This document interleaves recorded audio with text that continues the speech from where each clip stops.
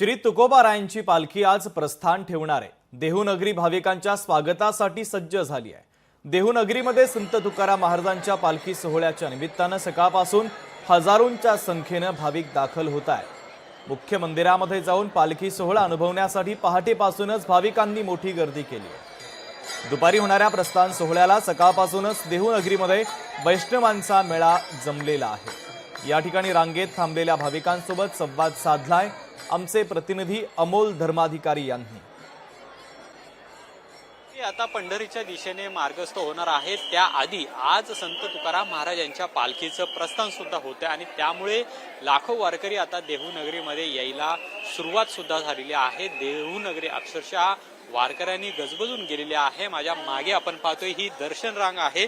जगद्गुरु संत तुकाराम महाराज यांचं दर्शन घेण्यासाठी खरं तर आता हे वारकरी आहेत ते मंदिरामध्ये जाऊ लागलेले आहेत। मोठी रांग आपल्याला दर्शनाची या ठिकाणी पाहायला मिळते। माऊली, कुठून आलाय तुम्ही? माडा तालुका। काय पेरण्या झाल्या? निमे झाले त्या पाऊस असा झाले आज दर्शन घेत आहे तुकोबारायांचं, काय वाटतं?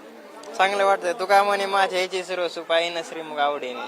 10 वर्ष झालं वारी करतो, पायी वारी करतो। 15 वर्ष झाली आम्हाला।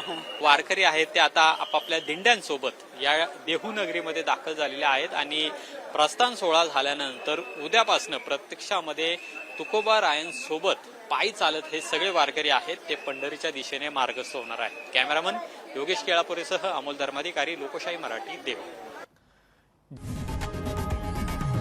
लोकशाही मराठी ऐका, पहा, जागरूक रहा।